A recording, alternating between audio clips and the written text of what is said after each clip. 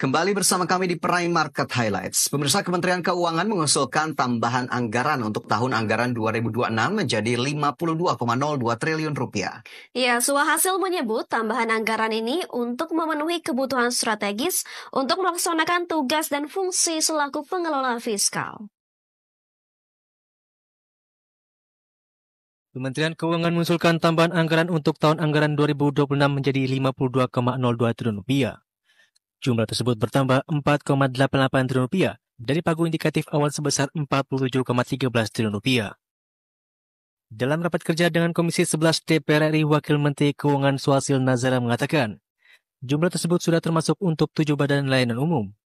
Namun jika tidak menyatakan pagu indikatif BLU, pagu indikatif murni Kemenkeu pada tahun 2026 diusulkan senilai 41,64 triliun rupiah. Suhasil menyebut tambahan anggaran ini untuk memenuhi kebutuhan strategis, yakni dukungan pencapaian target penerimaan negara 1,20 triliun rupiah, layanan mandatori dan prioritas 1,74 triliun rupiah, belanja TIK yang belum terdanai 1,90 triliun rupiah, dan kebutuhan dasar unit eselon 1 baru 41,32 miliar rupiah. Mohon perkenan pimpinan dan anggota Komisi 11 DPR RI untuk dapat menyetujui pagu indikatif Kementerian Keuangan tahun anggaran 2026 sebesar 47 triliun 132 miliar 862 juta 219 ribu rupiah. Usulan tambahan anggaran Kementerian Keuangan tahun anggaran 2026 sebesar 4 triliun 884 juta 333 4 triliun 884 miliar 333 juta 425 ribu rupiah, dan sehingga totalnya adalah total pagu Kementerian Keuangan tahun anggaran 2026 adalah 52 triliun 17 miliar 195 juta 644 ribu rupiah. Adapun total anggaran 7 BLU di bawah Kementerian Keuangan dialokasikan sebesar 10,38 triliun rupiah di tahun 2026. Jumlah tersebut terdiri dari lembaga pengelola dana pendidikan, badan layanan umum, badan pengelola dana perkebunan, lembaga dana kerjasama pembangunan internasional, badan pengelola dana lingkungan hidup, pusat investasi pemerintah, lembaga manajemen aset, serta Politeknik Keuangan Negara. Dari Jakarta, tim liputan IDXNO. Ketua Komisi 11 DPR RI Muhammad Masbakun mengaku heran terkait usulan Kemenkeu yang meminta anggaran tahun 2026 menjadi 52,02 triliun rupiah. Padahal Kemenkeu berperan sebagai penguasa anggaran pendapatan dan belanja negara atau APBN. Misbakun menyebut usulan tambahan anggaran tersebut akan dibahas terlebih dahulu oleh masing-masing unit eselon 1 dengan tetap mengedepankan efisiensi penggunaan anggaran yang digariskan Presiden Prabowo Subianto. Ibu minta sama ibu juga. Saya gimana, saya nggak tahu ini bilangnya gimana. Jadi saya minta kepada diri saya sendiri bahwa belanja saya kurang. Itu. Terus minta persetujuan kita semua. Itu minta persetujuan kepada kita semua. Pusatnya yang punya uang masih kurang. Di pinggir-pinggir. Terus kata Pak, saya minta uang kurang pada diri saya sendiri, gimana Pak Hekel? Gimana Pak Dolfi? Yang di pinggir-pinggirnya ini, yang jauh dari informasi tentang ketersediaan anggaran. Tapi kita memahami, Bu, bahwa semangatnya adalah menjaga keuangan negara, semangatnya adalah efisiensi yang seperti digariskan oleh Bapak Presiden Prabowo. Jadi bahasan kami ada 3 bagian. Pertama, menjelaskan peranan strategis Kementerian Keuangan dalam mengelola APBN. Kedua, pengelolaan SDM. Dan ketiga, rencana kerja dan pagu anggaran. Bapak pimpinan dan Ibu Menteri, yang kami sampaikan, saya lanjutkan ke bagian 3, Bapak Ketua, Bapak-Bapak Wakil Ketua, dan Ibu Bapak Anggota. Kami lanjutkan saja ke bagian ketiga, di mana kita sekarang sudah mulai menguraikan rencana kerja dan pagu indikatif. Ya. Ibu Bapak sekalian yang kami hormati, Kementerian Keuangan sebagai BA15 mendapatkan pagu indikatif tahun anggaran 2026 sebesar 47,13 triliun rupiah. Kalau dengan angka tanpa BLU adalah 37,76 triliun. Tadi ini telah disampaikan oleh Bapak Ketua di pembukaan. Dan kita mengalokasikan pagu indikatif yang kita terima tersebut untuk memenuhi kebutuhan dasar 5 program tadi. Dan kami ingin sampaikan di slide ini bahwa kalau pagu indikatif Kemenkyu tahun 2026 yang sebelah kiri 47,13 itu seperti halnya pagu indikatif seluruh kementerian lembaga yang lain dialokasikan adalah untuk belanja pegawai, operasionalisasi kantor, dan belanja pelaksanaan tusi dasar secara minimal. Dan untuk itu memang belum memasukkan kegiatan-kegiatan strategis yang perlu tambahan anggaran. Ini juga berlaku untuk KL-KL yang lain. Karena itu pada kesempatan kali ini kami ingin menyampaikan kepada Bapak Ketua, Bapak Wakil Ketua, dan Ibu Bapak Komisi 11, kegiatan strategis tambahan yang memerlukan tambahan anggaran sebesar 4,88 triliun. Dan ini pembagiannya adalah dukungan pencapaian target penerimaan negara 1,2 triliun, layanan mandatori dan prioritasnya 1,74 triliun, belanja TIK yang belum terdanai adalah 1,9 triliun, dan kebutuhan dasar unit eselon 1 baru 41,32 miliar. Ini satuannya miliar bukan triliun yang sebelah kanan bawah ini. Dan keseluruhan ini adalah untuk 5 program, yaitu program kebijakan fiskal, program pengelolaan penerimaan negara, program pengelolaan belanja negara, dan program pengelolaan perbendaharaan kekayaan negara dan resiko, program dukungan manajemen. Sehingga secara keseluruhan kami ingin mengusulkan usulan pagu anggaran Kementerian Keuangan tahun 2026 sebesar 52,02 triliun, yaitu 47,13 ditambah 4,88. Dan ini kami usulkan sebagai alokasi anggaran yang optimal untuk melaksanakan tugas dan fungsi selalu pengelola fiskal. Mungkin kami izin Bapak Ketua, Bapak Wakil Ketua untuk beberapa dukungan rencana kerja yang terkait dengan penerimaan nanti disampaikan oleh Pak Wamen Anggito, dan kemudian untuk beberapa yang sifatnya nanti sektor keuangan, pengelolaan perbendaharaan disampaikan oleh Pak Wamen Thomas, dan nanti kami tutup dengan rekap di belakang. Kami izin Pak Ketua, Pak Anggito, untuk bagian penerimaan dulu. Mungkin beberapa satu dua slide aja yang tentang penerimaan. Silakan Pak. Terima kasih pimpinan Komisi 11 dan Ketua, Wakil Ketua, dan para anggota. Ibu Menteri, Pak Wamen, dan seluruh eselon 1. Assalamualaikum warahmatullahi wabarakatuh. Salam sejahtera untuk kita semua. Bapak Ibu sekalian, di dalam rangka untuk bisa memenuhi target penerimaan negara, mungkin di halaman 18, hanya ada 2 saja, 18 dan 21. Mungkin halaman 18 bisa kami sampaikan, dukungan untuk mencapai penerimaan negara itu ada 6.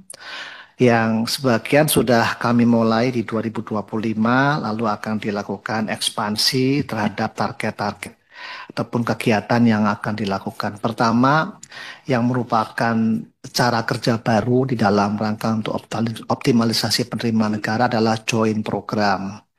Joint program itu meliputi kerja bersama untuk melakukan analisis, pengawasan, pemeriksaan, intelijen, dan penagihan secara bersama-sama antar eselon 1 dan juga eselon 1 dengan kementerian lembaga terkait.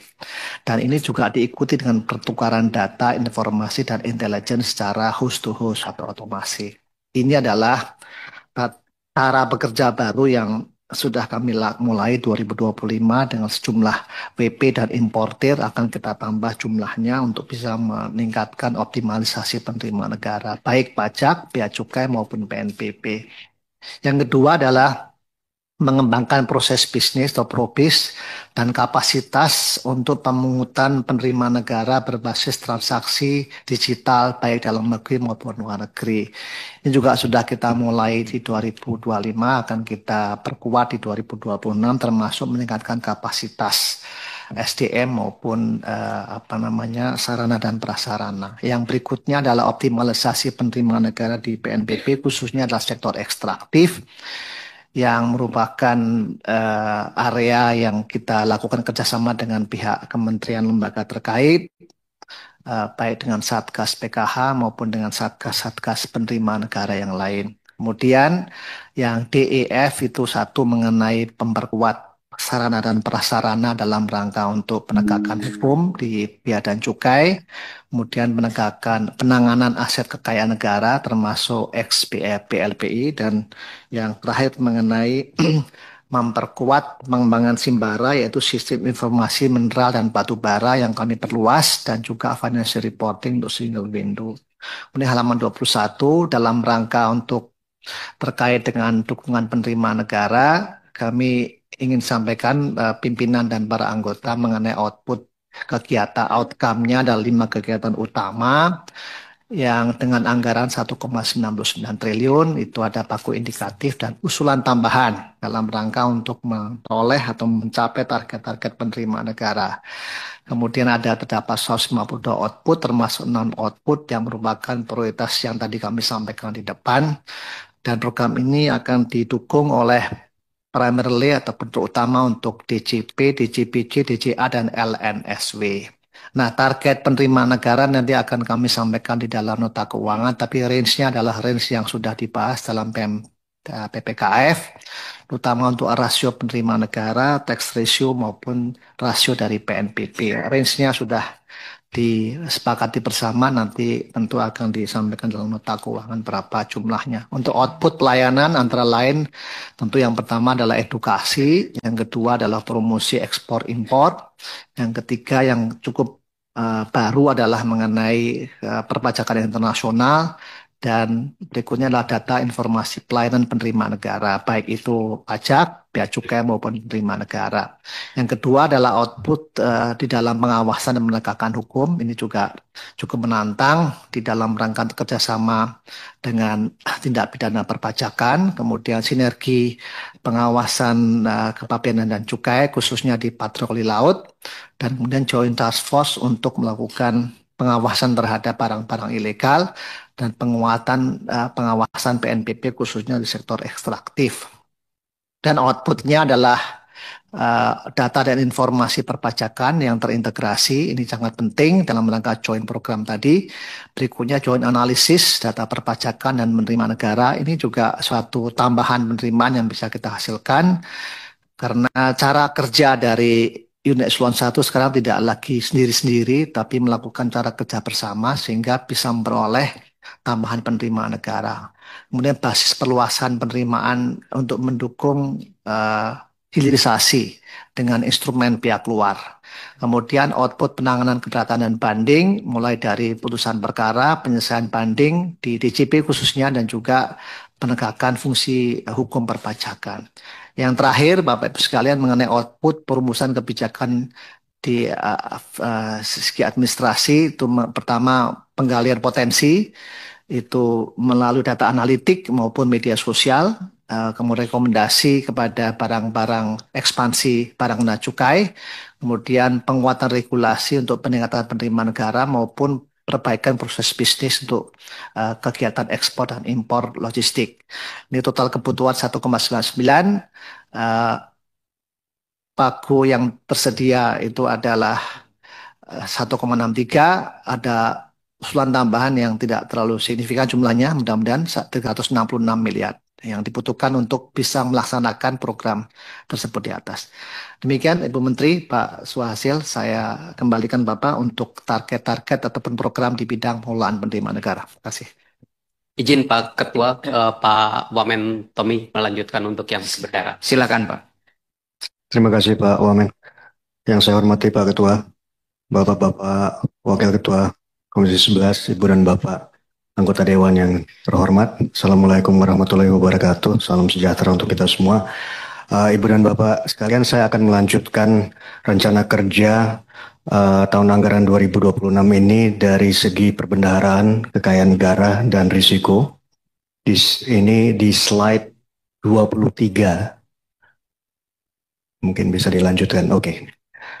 Di sini Bapak dan Ibu sekalian kita bisa melihat dari total kebutuhan sebesar 289,23 miliar itu terdiri dari pagu indikatif tersedia yaitu 180,23 miliar ditambah usulan tambahan 109